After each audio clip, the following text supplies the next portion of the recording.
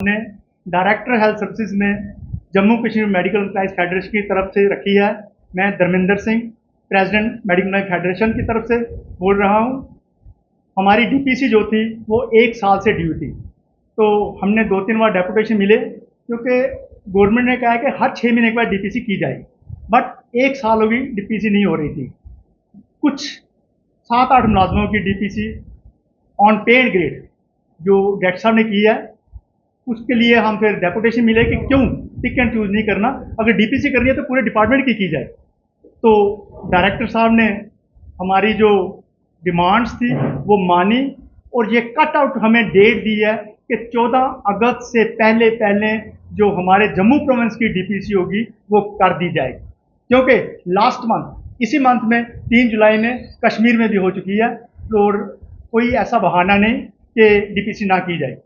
उसके साथ साथ और हमारी जो डिमांड्स हैं, जो काफ़ी देर की पेंडिंग डिमांड्स हैं, ड्राइवर्स की जो बहुत बड़ी डिमांड है कि उनकी सर्विस जो है 15-15 साल से कंप्लीट नहीं हुई एसएचटीयू में, और वहाँ पे हमें ये समझ नहीं आ रही कि एक ही जगह पे 15-15 साल से मुलाजिम क्यों बिठा के रखें अगर वो काम नहीं करते हो। जहाँ पर यूनिफॉर्म अलाउंस का तल्लक था, यूनिफॉर्म हर साल ड्राइवर्स क्लीनर्स को मिलती है, 2 साल से इन्होंने बजट जो है वो लैप्स करवा दी। ये नालायकी है वहाँ के ऑफिसर्स की और ऑफिशियल्स की।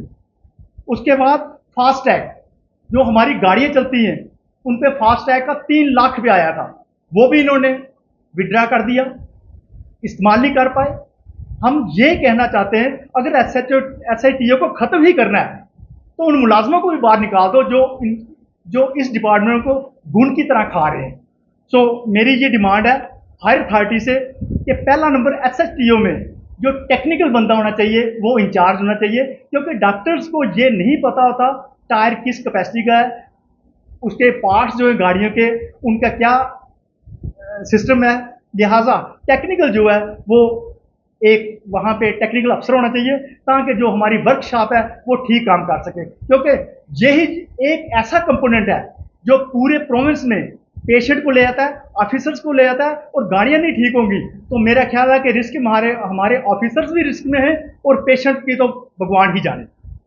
उसके बाद एक बहुत बड़ी जो डिमांड है हमारी कि यूएनसीटी में जो 1961 में और 1978 में जो स्टाफ अपॉइंट हुआ था वही स्टाफ पोजीशन आज चल रही है, जबकि पॉपुलेशन जो है वो 4 गुना बढ़ चुकी है। लिहाजा हमारी ये डिमांड है कि यहाँ पे जो यूएनसीटी में स्टाफ बढ़ाया जाए ताकि लोगों को भी फैसिलिटी मिल सके और जो हमारा एम्प्लॉई है वो भी ठीक ढंग से काम कर सके।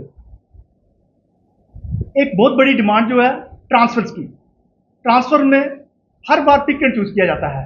हम ये चाहते हैं कि ट्रांसपेरेंट पॉलिसी होनी चाहिए ये ट्रांसफर की, खास तौर पे नॉन गेस्टेड के लिए।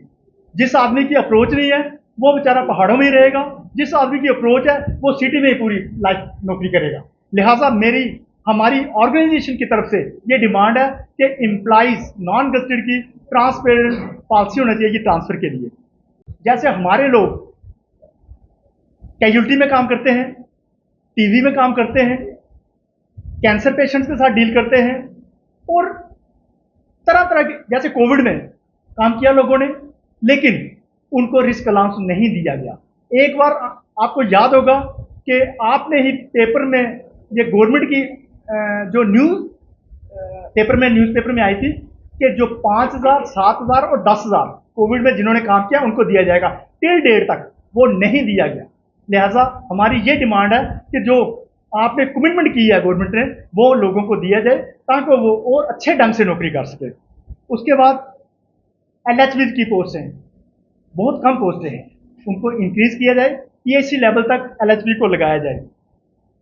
जो पार्ट टाइम बहुत, मैं कहता हूँ सबसे बड़ी डिमांड जो है कि एक पार्ट टाइम जो हम लगाते हैं सब सेंटर में उसको 50 रुपया पर मंथ दिया जाता है। बड़े अफसोस से कहा जाता है कि 50 या 1.5 रुपया पर डे का दे रहे हैं उस मुलाजिम को जो सफाई करता है पार्ट टाइम पर। लिहाजा जो गवर्नमेंट ने 275 रुपया पर डे निकाला है उसके हिसाब से उनको सैलरी दी जाए, 275 रुपये पर डे के हिसाब से उनको पैसे दिए जाएं। उसके साथ साथ हमारा एक बहुत बड़ी जो 30 साल से डिमांड थी 2211 हेड की। हम शुक्रगुजार हैं एलजी साहब का, कमिश्नर सेक्रेटरी साहब का, चीफ सेक्रेटरी साहब का, जिन्होंने इस मसले को टेकअप करके 3 महीने की जो टेकअप किया कि सैलरी एडवांस में देंगे, उससे मार्च तक लोगों की सैलरी निकल जाएगी और आगे जो है उसका एक रास्ता निकल जाएगा। मैं चाहता हूं अगर जो पॉजिटिव रोल किया है हमारी स्टेट की एडमिनिस्ट्रेशन ने, इसी तरह अगर फ्रेंडली रिलेशन एम्प्लॉयज के साथ रहें और एम्प्लॉय भी खुश होकर काम करेगा और सरकार को भी कोई परेशानी नहीं आएगी। हमें कोई ये शौक नहीं होता कि हम प्रोटेस्ट करें, प्रेस कॉन्फ्रेंस दें। जब हम डेपुटेशन दे के मिल के जब हमारा कोई चारा नहीं होता तो ये हमारा फंडामेंटल राइट है कि प्रेस कॉन्फ्रेंस देना, उसके बाद प्रोटेस्ट रजिस्टर करवाना, उसके बाद धरना देना, ये हमारा डेमोक्रेटिक राइट है। सो एक बार फिर मैं आप सबका बहुत